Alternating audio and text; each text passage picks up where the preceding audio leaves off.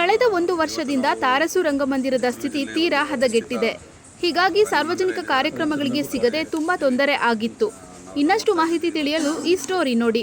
ಕಳೆದ ಒಂದು ವರ್ಷದಿಂದ ತಾರಸು ರಂಗಮಂದಿರ ನವೀಕರಣ ಕಾಣದೆ ಹಾಳಾಗಿತ್ತು. ಹಾಗಾಗಿ ಕೈಗೆತ್ತಿಕೊಂಡ ಜಿಲ್ಲಾ ಉಸ್ತುವಾರಿ ಸಚಿವರಾದ ಡಿ ಸುಧಾಕರ್ ಹಾಗೂ ಶಾಸಕರ ಸಮಾಲೋಚನೆಯಂತೆ ಸುಸಜ್ಜಿತ ರಂಗಮಂದಿರ ನಿರ್ಮಾಣವಾಗಿದೆ. ಈ ಸಂದರ್ಭದಲ್ಲಿ ಜಿಲ್ಲಾಧಿಕಾರಿಗಳಾದ ಟಿ ವೆಂಕಟೇಶ್ ಮಾತನಾಡಿದರು. ಡಿಸ್ಟ್ರಿಕ್ಟ್ ಇನ್ಚಾರ್ಜ್ ಮಿನಿಸ್ಟ್ರು ಸುಧಾಕರ್ ಸಾಹೇಬರು ಮತ್ತು ಎಲ್ಲ MLAಗಳು ಚರ್ಚೆ ಮಾಡಿ ಇದೊಂದು ಸುಸಜ್ಜಿತವಾಗಿ ವ್ಯವಸ್ಥಿತವಾಗಿ ನಮ್ಮ ಜಿಲ್ಲೆಯಲ್ಲಿ ಇರೋಂಥ ಒಂದು ರಂಗಮಂದಿರನ ನವೀಕರಣಗೊಳಿಸಬೇಕು ಅಂತೇಳಿ ಚರ್ಚೆ ಆಗಿತ್ತು ಹಿಂದೆ. ಆ ಚರ್ಚೆ ಹಿನ್ನೆಲೆಯಲ್ಲಿ ಒಂದು ವರ್ಷದ ಹಿಂದೆ ಇದರ ನವೀಕರಣ ಕಾಮಗಾರಿಯನ್ನು ಕೈಗೆತ್ತಿಕೊಂಡಿದ್ದು ನಿರ್ಮಿತಿ ಕೇಂದ್ರದ ವತಿಯಿಂದ ನವೀಕರಣ ಕಾಮಗಾರಿಯನ್ನು ಮಾಡಿಸಿದ್ದಾರೆ. ಸೊ ಆಲ್ಮೋಸ್ಟ್ ಕಂಪ್ಲೀಟ್ ಆಗಿದೆ. ಹೊರಗಡೆ ಸ್ವಲ್ಪ ಪ್ಲಾಂಟೇಷನ್ಸು ಮತ್ತು ನೇಮ್ ಬೋರ್ಡ್ ಇತ್ಯಾದಿಗಳನ್ನು ಹೊರತುಪಡಿಸಿದ್ರೆ ಉಳಿದಂತೆ ಎಲ್ಲವೂ ಕೂಡ ಕಂಪ್ಲೀಟ್ ಮಾಡಿದ್ದಾರೆ. ಒಂದು ವಿಶೇಷ ಏನಂದರೆ ಈ ಸರಿ 2016ರಲ್ಲಿ ನವೀಕರಣ ಮಾಡಿದ್ದಾರೆ ಅಂತ ಗೊತ್ತಾಯಿತು ನನಗೆ ಹಿಂದೆ.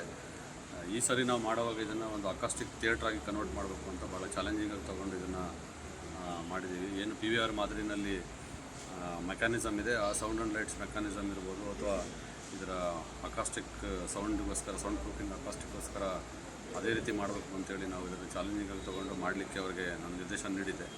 ಸೊ ನಿರ್ಮಿತಿ ಕೇಂದ್ರದವರು ಒಂದು ಆ ಥರದ ಟೆಕ್ನಾಲಜಿ ಚೆನ್ನಾಗಿ ಗೊತ್ತಿದ್ದು ಚೆನ್ನಾಗಿ ಕೆಲಸ ಮಾಡೋಂಥ ಒಂದು ಏಜೆನ್ಸಿಯಿಂದ ಬ್ರಿಕ್ಸ್ ಬೌಲ್ ಅಂತ ಬೆಂಗಳೂರಿಂದ, ಸೊ ಏಜೆನ್ಸಿ ಮುಖಾಂತರ ಅವರು ಇದನ್ನು ತೊಗೊಂಡು ಭಾಳ ಸುಸಜ್ಜಿತವಾಗಿ ಮಾಡಿದ್ದಾರೆ. ನೀವು ತಾವೆಲ್ಲ ನೋಡ್ತಾ ಇದ್ದೀರಿ, ಇದು ಈಗ ಅಕಾಸ್ಟಿಕ್ ಥಿಯೇಟರ್ ಆಗಿ ಕನ್ವರ್ಟ್ ಆಗಿ ಇದೆ.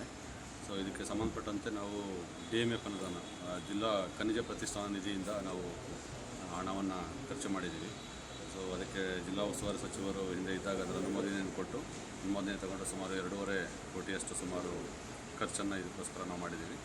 ಇನ್ಸೈಡು ಮತ್ತು ಔಟ್ಸೈಡ್ ಕೂಡ ಸಂಪೂರ್ಣ ಹೊರಗಡೆ ವಿನ್ಯಾಸ ಕೂಡ ನಾವು ಸಾಕಷ್ಟು ಇದು ಸಿವಿಲ್ ಸ್ಟ್ರಕ್ಚರ್ ಇರ್ಬೋದು ಮತ್ತು ಔಟ್ಸೈಡ್ ಪೇವರ್ಸ್ ಇರ್ಬೋದು ಭಾಳಷ್ಟು ಹಾಳಾಗಿತ್ತು. ಈವನ್ ರೂಫ್ ಕೂಡ ಹಾಳಾಗಿತ್ತು. ಬಿಲ್ಡಿಂಗ್ ಭಾಳ ಡಿಲಾಟೆಡ್ ಕಂಡೀಷನ್ನೇ ಇತ್ತು. ಆ್ಯಕ್ಚುಲಿ ಏನೋ ಒಂದು ಸಣ್ಣ ಕಾರ್ಯಕ್ರಮ ಕೂಡ ಮಾಡೋಕ್ಕಾಗ್ತಾಯಿರಲಿಲ್ಲ. 2 ವರ್ಷದಿಂದ ನಾನು ಜಿಲ್ಲೆಗೆ ಬಂದಾಗ ಇಲ್ಲೊಂದು ಪ್ರೋಗ್ರಾಮ್ ಮಾಡಿದಾಗ ನೋಡಿ ಭಾಳ ಬೇಸರ ಆಯಿತು. ಏನೋ ಒಂದು ಸಣ್ಣ ಪ್ರೋಗ್ರಾಮ್ ಮಾಡಲಿಕ್ಕೆ ಕೂಡ ಇಲ್ಲಿ ಒಂದು ವ್ಯವಸ್ಥಿತವಾದ ಇದಿಲ್ಲ ಅಂಥೇಳಿ ಆ ಹಿನ್ನೆಲೆಯಲ್ಲಿ ಚರ್ಚೆ ಮಾಡಿ ನಾವು ಹೊರಗಡೆ ಇರ್ಬೋದು, ಒಳಗಡೆ ವಿನ್ಯಾಸ ಇರ್ಬೋದು, ಸಂಪೂರ್ಣ ನವೀಕರಣವನ್ನು ನಾವು ಮಾಡಿದ್ದೀವಿ. ಸೊ ಮಾಡಿ ಇವತ್ತು ಸಾರ್ವಜನಿಕರಿಗೆ ಅದನ್ನು ಕೊಡೋ ಸಂದರ್ಭದಲ್ಲಿ ದುರದೃಷ್ಟವಶಾತ್ ನಮ್ಮ ಜಿಲ್ಲಾ ಉಸ್ತುವಾರಿ ಸಚಿವರಿಲ್ಲ. ಅದಕ್ಕೆ ನಾನು ಎಲ್ಲ MLAಗಳಿಗೆ ರಿಕ್ವೆಸ್ಟ್ ಮಾಡಿ ಇದನ್ನು ಒಂದು ಒಳ್ಳೆಯ ಸಮಯವನ್ನು ನೋಡಿ ಸಾರ್ವಜನಿಕ ಬಳಕೆಗೋಸ್ಕರ ನೀಡಲಿಕ್ಕೆ ಓಪನಿಂಗ್ ಮಾಡಲಿಕ್ಕೆ ಒಂದು ಡೇಟನ್ನೆಲ್ಲ ಚರ್ಚೆ ಮಾಡಿ ನಾವು ನಿರ್ಧಾರ ಮಾಡಿ ಓಪನ್ ಮಾಡಿಸೋಕ್ಕೆ ವ್ಯವಸ್ಥೆ ಮಾಡ್ತೀವಿ. ನೆನಪಿಗೋಸ್ಕರನೇ ಹಿಂದೆ ಇದ್ದಂಥವರು ಅವರ ಸ್ಮರಣಾರ್ಥವಾಗಿ ಕಟ್ಟಿರೋಂಥ ರಂಗಮಂದಿರ ಆಗಿರೋ ಕಾರಣಕ್ಕೋಸ್ಕರ ನಾವು ಅದನ್ನು ಶಾಶ್ವತವಾಗಿ ಇಲ್ಲಿ ಉಳಿಸಿ ಕ್ಯಾರಿ ಮಾಡಬೇಕು ಅನ್ನೋ ಕಾರಣಕ್ಕೋಸ್ಕರ. ಆಮೇಲೆ ತುಂಬ ಜನಕ್ಕೆ ಅವರು ಚಿತ್ರದುರ್ಗ ಜಿಲ್ಲೆಯವರು ಮತ್ತು ಅವರು ಏನು ಮಾಡ್ತಾಯಿದ್ರು ಏನು ಅನ್ನೋದು ತಾರಾಸು ಅಂತ ಕೇಳ್ತಾರೆ. ಯಾಕೆ ತಾರಾಸು? ಅವರೇನು ಬರಹಗಾರರ, ನಾಟಕಕಾರ, ಕಲಾವಿದರ ಅಥವಾ ಪೇಂಟರ ಏನು ಅನ್ನೋದು ಸಾಕಷ್ಟು ಜನಕ್ಕೆ ಇವತ್ತಿನ ಜನ್ರೇಷನ್ ಗೊತ್ತಿಲ್ಲೇ ಇರ್ಬೋದು. ಆ ಕಾರಣಕ್ಕೋಸ್ಕರ ಅದು ಅರಿವನ್ನು ಮೂಡಿಸ್ಲಿಕ್ಕೋಸ್ಕರ ನಾವು ಇವತ್ತು ಒಳಾಂಗಣ ವಿನ್ಯಾಸದಲ್ಲಿ ಏನು ಮಾಡಿದ್ವಿ, ಅವ್ರು ಬರೆದಂಥ ಅನೇಕ ಕಾದಂಬರಿಗಳ ಹೆಸರುಗಳನ್ನು ಡಿಸ್ಪ್ಲೇ ಮಾಡಿದ್ದೀವಿ. ಸೊ ಆ ಮುಖಾಂತರ ಅವರ ಇದು ಕೂಡ ಪರಿಚಯ ಆಗಬೇಕು ಅನ್ನೋದು ನಮ್ಮ ಇಂಟೆನ್ಷನ್. ಅದೇ ನೋಡೋಣ, ಅದು ನಾವು ಎಲ್ಲ MLAಗಳಿಗೆ ಚರ್ಚೆ ಮಾಡಿ ಸೊ ಎಲ್ಲರೂ ಸಮಯ ತಗೊಂಡು ಅದೊಂದು ಉದ್ಘಾಟನಾ ಕಾರ್ಯಕ್ರಮ ಮಾಡೋಕ್ಕೆ ವ್ಯವಸ್ಥೆ ಮಾಡ್ತೀವಿ. ನಿರ್ಮಿತಿ ಕೇಂದ್ರದ ಯೋಜನಾ ನಿರ್ದೇಶಕರಾದ BS ಹರೀಶ್ ಕುಮಾರ್ ಮಾತನಾಡಿ, ರಂಗಮಂದಿರ ನೋಡುವುದಕ್ಕೆ ತುಂಬಾ ಹಾಳಾಗಿ ಹೋಗಿದ್ದು, ಟೇಬಲ್, ಸ್ಪೀಕರ್, ಲೈಟ್, ಶೌಚಾಲಯ, ಡ್ರೆಸ್ಸಿಂಗ್ ರೂಮ್ ತುಂಬಾ ದುರಸ್ತಿಯಲ್ಲಿದ್ದವು. ಈಗ ಎಲ್ಲವನ್ನು ಹೊಸ ರೂಪ ತಂದುಕೊಡುವುದಕ್ಕೆ ಜಿಲ್ಲಾ ಖನಿಜ ಪ್ರತಿಷ್ಠಾನ DMF ನಿಧಿಯಿಂದ 2.5 ಕೋಟಿ ರೂಪಾಯಿ ವೆಚ್ಚದಲ್ಲಿ ರಂಗಮಂದಿರ ಒಳಾಂಗಣ ಹಾಗೂ ಹೊರಾಂಗಣ ಎಲ್ಲವೂ ಸಹ ಮಾಡುವುದಕ್ಕೆ ಈ ಯೋಜನೆಯಿಂದ ಅನುದಾನವನ್ನು ಬಳಸಿಕೊಂಡು ಮಾಡಿದ್ದೇವೆ ಎಂದು ತಿಳಿಸಿದರು. ವರ್ಕೆಲ್ಲ ಸ್ಟಾರ್ಟ್ ಮಾಡಿದಾದ್ಮೇಲೆ ಇದರೊಳಗೆ ನಾವು ವಾಲ್ ಪ್ಯಾನಲಿಂಗ್ ಆಗಿರಲಿ, ಅಕಾಸ್ಟಿಕ್ ಮೇಜರ್ ಆಗಿ ನಾವು ಅಕಾಸ್ಟಿಕ್ನೇ ನಾವು ಇದು ಮಾಡಿದ್ದು. ಯಾಕಂದರೆ ರಂಗಮಂದಿರದಲ್ಲಿ ನಡೆಯುವಂಥ ಪ್ರೋಗ್ರಾಮ್ಸಲ್ಲಿ ಯಾವುದೇ ಥರದ್ದು ಎಕೋ ಇರಬಾರ್ದು. ಕೂತು ಮಾತಾಡೋ ಟೈಮ್ನಲ್ಲಿ ಅಥವಾ ಸ್ಟೇಜಲ್ಲಿ ಮಾತಾಡೋದಾಗಿರಲಿ, ಏನೇ ಮಾತಾಡಿದ್ರು ಕೂಡ ಅವ್ರಿಗೆ ಒಬ್ರಿಗೆ ಕೇಳ್ತಿರೋದು ಪಕ್ಕದಲ್ಲಿ ಕೇಳಬಾರ್ದು, ಅದು ಎಕೋ ಆಗ್ತಾ ಇರುತ್ತೆ. ಆದ್ದರಿಂದ ಏನಾಗುತ್ತೆ ಅಂತ ಹೇಳ್ಬಿಟ್ಟು ನಾವೇನು ಎಕೋ ಕಂಟ್ರೋಲ್ ಮಾಡಲಿಕ್ಕೋಸ್ಕರ ಎಲ್ಲ ಪ್ಯಾನಲಿಂಗ್ ಎಲ್ಲ ಮಾಡಿಕೊಂಡು ಅದಾದಮೇಲೆ ನೆಕ್ಸ್ಟು ರೂಫಿಂಗಲ್ಲೂ ಕೂಡ ನಾವು ಫಾಲ್ ಸೀಲಿಂಗಲ್ಲೂ ಕೂಡ ನಾವು ಎಕೋ ಬರೆದಿರೋ ಹಾಗೆ ಅಕಾಸ್ಟಿಕ್ ಫಾಲ್ ಸೀಲಿಂಗ್ಗೆ ನಾವು ಮಾಡ್ಕೊಂಡ್ವಿ. ಅದ್ರ ಜೊತೆಗೆ ಮುಂಚೆ ಎಲ್ಲ ವಾಲ್ಗೆಲ್ಲ ಸಣ್ಣ ಫ್ಯಾನ್ಗಳು ಹಾಕ್ಬಿಟ್ಟು ಇದು ಮಾಡ್ತಾಯಿದ್ರು. ಆ ಫ್ಯಾನ್ಗಳು ಹಾಕಿದಾಗ ಆ ಸೌಂಡಿಗೆ ಸ್ಟೇಜಲ್ಲಿ ನಡೀತಾ ಇರೋದು ಭಾಷಣ ಆಗಿರಲಿ ಅಥವಾ ಅಲ್ಲಿ ಯಾವುದೇ ಫಂಕ್ಷನ್ ಆಗಿರಲಿ ಅದ್ರದ್ದು ವಾಯ್ಸ್ಗಳು ಕರೆಕ್ಟಾಗಿ ಕೇಳ್ತಿಲ್ಲ. ಅದಕ್ಕೋಸ್ಕರ ನಾವೇನು ಪ್ಲ್ಯಾನ್ ಮಾಡಿದ್ವಿ ಅಂದರೆ ಅವೆಲ್ಲ ವಾಲ್ ಫ್ಯಾನ್ಗಳೆಲ್ಲ ತೆಗೆದುಬಿಟ್ಟು ನಾವು ಸೆಂಟ್ರಲ್ AC ಸಿಸ್ಟಮ್ಗಳನ್ನ ಹಾಕ್ಕೊಂಡು ಜೊತೆಗೆ ಒಂದು ಇಂಡಸ್ಟ್ರಿಯಲ್ ಇದನ್ನು ಸಿಂಗಲ್ ಫ್ಯಾನ್ ಅಡಾಪ್ಟ್ ಮಾಡ್ಕೊಂಡ್ವಿ. ಅವಾಗ ಈಗೇನಾಗಿದೆ ಅಂತಂದರೆ ನೀವು ಈ ರಂಗಮಂದಿರ ಒಳಗೆ ಯಾವುದೇ ಕಾರ್ನರಲ್ಲಿ ಕೂತು ನಾವು ಫಂಕ್ಷನ್ನ ಅಟೆಂಡ್ ಮಾಡ್ತಾ ಇದ್ದೀವಿ ಅಂತಂದ್ರೆ ಪ್ರತಿಯೊಬ್ಬರಿಗೂ ಕೂಡ ಗಾಳಿ ವ್ಯವಸ್ಥೆ ಆಗಿರಲಿ, ಲೈಟಿನ ವ್ಯವಸ್ಥೆ ಆಗಿರಲಿ, ಪ್ರತಿಯೊಂದು ಬರೋ ಥರ ಮಾಡಿದ್ವಿ. ಮತ್ತು ಇನ್ನೊಂದು ಏನು ಅಂತಂದರೆ ಇದು 2016ರಲ್ಲಿ ರಿನೋವೇಷನ್ ಆಗಿದೆ ಅಂತ ಕಾಮಗಾರಿ. 2016ರಿಂದ ಇಲ್ಲಿವರೆಗೂ 10 ವರ್ಷ ಆಯಿತು. 10 ವರ್ಷದಲ್ಲಿ ಇದರೊಳಗೆ ಎಷ್ಟು ವರ್ಕ್ ಮಾಡೋದಿತ್ತು ಅಂತಂದರೆ ಅದನ್ನ ಇದು ಮಾಡಲಿಕ್ಕೆ ಆಗಲ್ಲ. ಒಳಗಡೆ ಏನು ಆರ್ಟಿಸ್ಟ್ಗಳು ರೆಡಿ ಆಗಬೇಕಾಗಿರೋಂಥ ರೂಮ್ಸ್ ಆಗಿರಲಿ, ಸ್ಟೇಜ್ ಆಗಿರಲಿ, ಪ್ರತಿಯೊಂದು ಕೂಡ ರಿಪೇರಿಯಲ್ಲಿ ಇದ್ದಿದ್ದು. ಅಲ್ಲಿಂದ ವಾಶ್ರೂಮ್ಸ್ ಆಗಿರಲಿ, ಇನ್ನೊಂದಾಗಿರಲಿ, ಅಲ್ಲಿ ಯಾವುದೇ ವಾರ್ಡ್ರೂಮ್ಸ್ ಇರಲಿಲ್ಲ, ಇನ್ನೊಂದಿರಲಿಲ್ಲ. ಅದು ಪ್ರತಿಯೊಂದು ವಾರ್ಡ್ರೂಮ್ಸಿಂದ ಹಿಡಿದು ಮತ್ತು ವುಡನ್ ಫ್ಲೋರಿಂಗ್ ಮಾಡಿದ್ದೀವಿ ಸ್ಟೇಜ್ ಮೇಲ್ಗಡೆ ಸೌಂಡ್ಗೋಸ್ಕರ.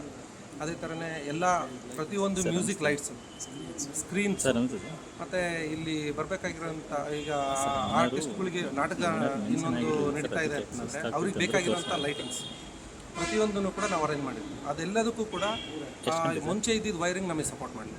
ಸೊ ದಟ್ ಈ ಟೋಟಲ್ ನಮ್ಮ ತಾರಾಸು ರಂಗಮಂದಿರಕ್ಕೆ ಪ್ರತಿಯೊಂದು ಕೂಡ ಹೊಸದಾಗಿ ವೈರಿಂಗ್ ಮಾಡಿಬಿಟ್ಟು ಮತ್ತು ಅದಕ್ಕೆ ಬೇಕಾಗಿರೋಂಥ ಲೋಡ್ ತೊಗೊಂಡು KPTCಲಿಂದ ಮತ್ತು ಇಲ್ಲಿ ಏನು ಆಪ್ರೇಟರ್ ಇರ್ತಾರಲ್ಲ, ಆಪ್ರೇಟರ್ ರೂಮ್ ಕೂಡ ನಾವು ರೆನೋವೇಟ್ ಮಾಡಿ ಈಗ ಸ್ಟೇಜ್ ಕೂಡ ಅಕಾಸ್ಟಿಕ್ ಮಾಡಿದ್ದಾರೆ.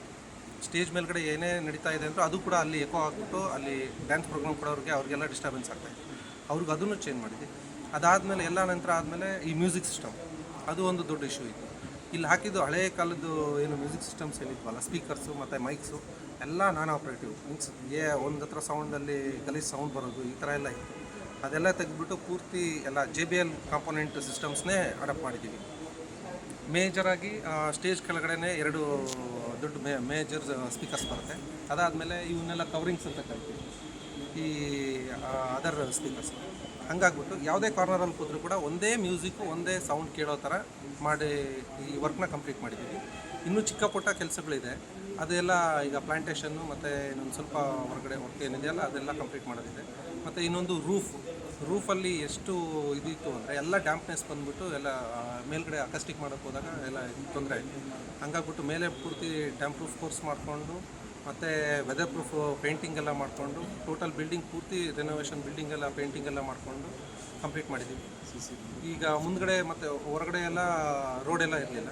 ಸೊ ಅದಕ್ಕೆ CC ರೋಡ್ ಹಾಕ್ಕೊಂಡು ಮತ್ತು ಫಂಕ್ಷನಿಗೆ ಬಂದಿರೋಂಥ ಜನಗಳಿಗೆ ಆಕ್ಸೆಸ್ ಆಗಬೇಕು ಅಂತಂದೇಳಿ ಸುತ್ತಲೂ ಕೂಡ ಪೇವರ್ಸ್ ಹಾಕ್ಬಿಟ್ಟು ಈ ಸಂದರ್ಭದಲ್ಲಿ ಅಪರ ಜಿಲ್ಲಾಧಿಕಾರಿ BT ಕುಮಾರಸ್ವಾಮಿ, ಗಣಿ ಮತ್ತು ಭೂ ವಿಜ್ಞಾನ ಇಲಾಖೆಯ ನಿರ್ದೇಶಕರಾದ MG ಮಹೇಶ್, ಕನ್ನಡ ಮತ್ತು ಸಾಂಸ್ಕೃತಿಕ ಇಲಾಖೆ ಸಹಾಯಕ ನಿರ್ದೇಶಕ BM ಗುರುನಾಥ್, ನಿರ್ಮಿತಿ ಕೇಂದ್ರದ ಸಿಬ್ಬಂದಿಗಳು ಹಾಗೂ ಕಾರ್ಮಿಕರು ಹಾಜರಿದ್ದರು. ಈ ವರ್ಕ್ನ ನಾವು ಕನ್ನಡ ಆ್ಯಂಡ್ ಕಲ್ಚರ್ ಡಿಪಾರ್ಟ್ಮೆಂಟಿಗೆ ಹ್ಯಾಂಡ್ ಓವರ್ ಮಾಡ್ತಾ ಇದ್ದೀವಿ. ಕಂಪ್ಲೀಟ್ ಆದಮೇಲೆ ಯಾವಾಗ ರಿನೋವೇಷನ್ ಮೀನ್ಸ್